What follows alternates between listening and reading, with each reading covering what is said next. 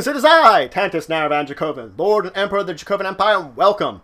We're going to continue our discussion on the 5th edition in Dungeons & Dragons, 5th edition D&D, and talking about dungeon mastering, and what information you as a dungeon master can learn from the Dungeon Master Guide to help build your worlds and campaign settings and everything like that. Today I'm going to talk about Renown, magic in your world, and start talking about building a campaign. Let's talk about Renown. It is an optional system used to track people's standings in a faction or organization.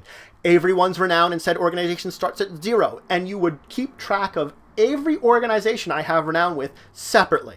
Now, when I do a quest or a mission or do something that would advance the standing of a organization, then I gain 1 renown per whatever I do, building up renown over and over again to build it to whatever number I get. I get some perks. Rank, you have to get some organizations, depending on what kind of rank you want to get. It's not going to take a lot of renown.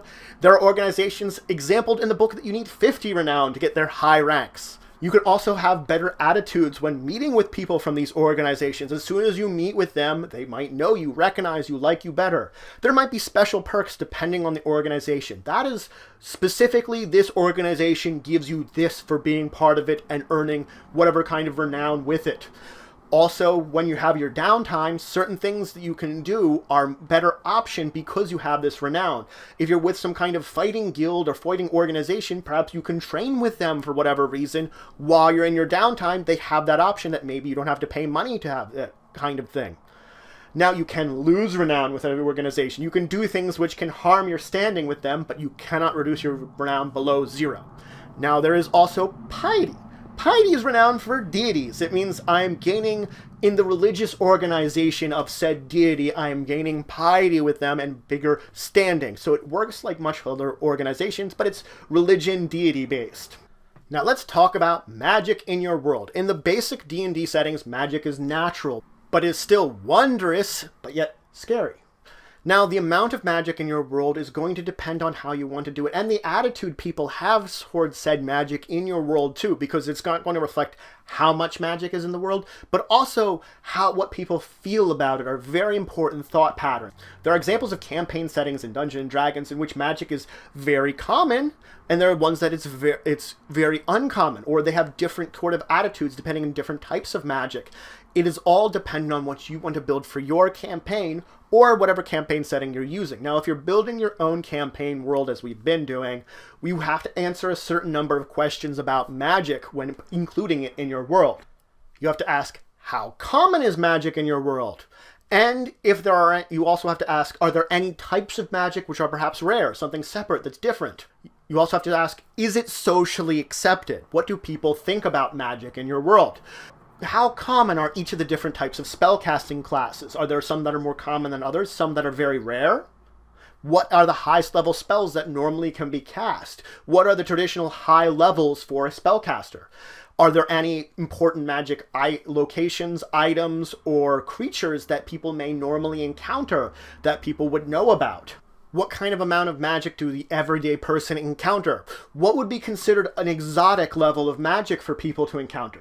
How do the common people use, or how are they protected from magic? So not only how would a common person use magic, but how would they also be protected from its possible effects?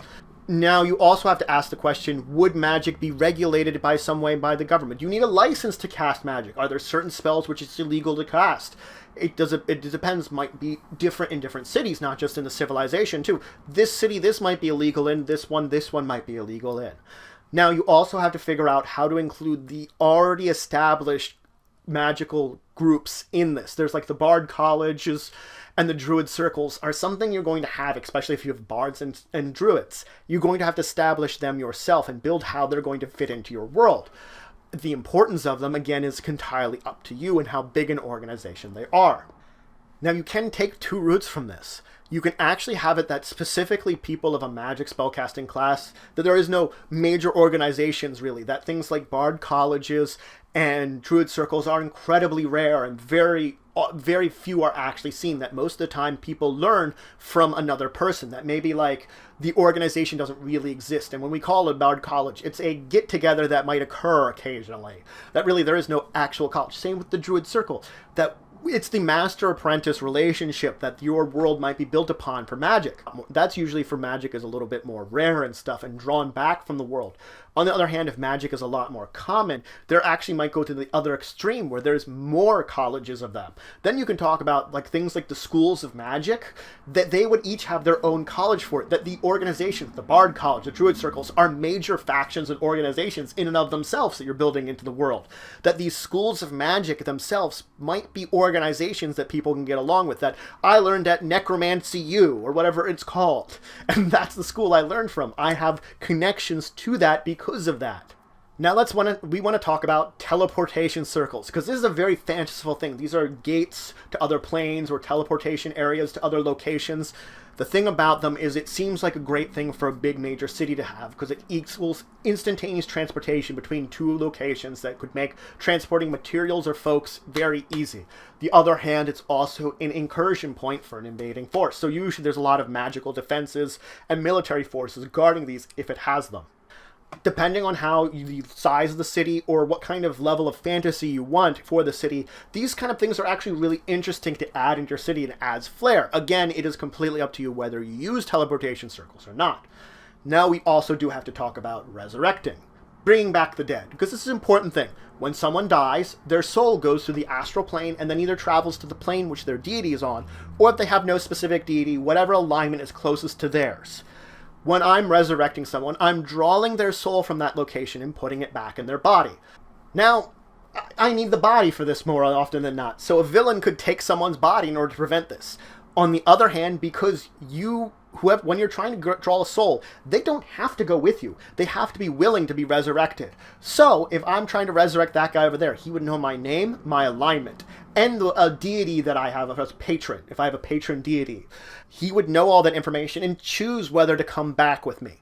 Villainous characters, if they're trying to resurrect someone, might use trickery for this, whether they're tricking the soul directly, or they could possibly actually trick a good aligned cleric or someone that would serve a deity that would be more linked to whoever you're resurrecting, trick them into resurrecting them for them. So resurrection has this connotation that you have to be willing or you have to trick whoever you're trying to resurrect. Now let's start talking about building your campaign now. We've set our stage, which is the world we're building. Perhaps we have little adventures, which could be the episodes what we're having, but the campaign is our novel, our overarching story, our series, if you will, that is going to tell the adventures of our characters, their story. That can be a daunting task to build a campaign rather than just a small adventure. But what you really should do is you should start small. Start in one town, one area, one place. Design the place your characters are going to start in. That's what you're going to begin with. You want to start by designing a home base, a place that your characters will call home.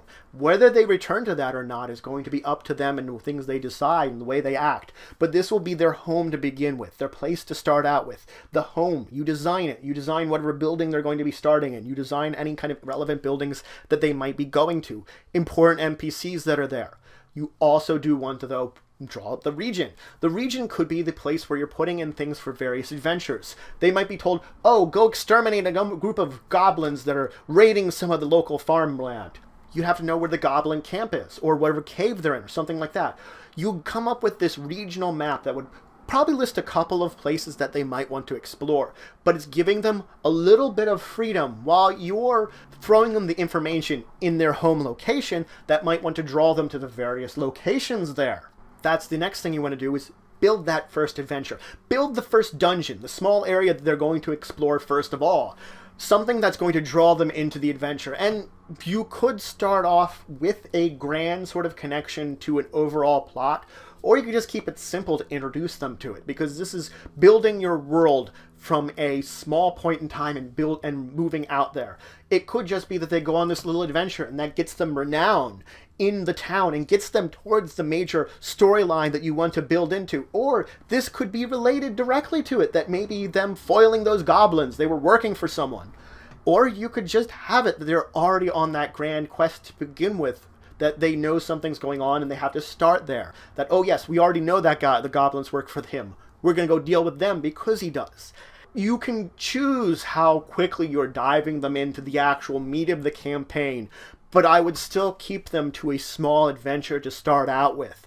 I would choose whichever one you think would motivate your characters best to keep along whatever storyline you're building, because you're going to see from their backgrounds and the way they built your characters what kind of attitudes they're going to have towards certain adventures and certain other ones, so that you can make a decision about how you want your characters to go to this small adventure you've designed. But that's it for today.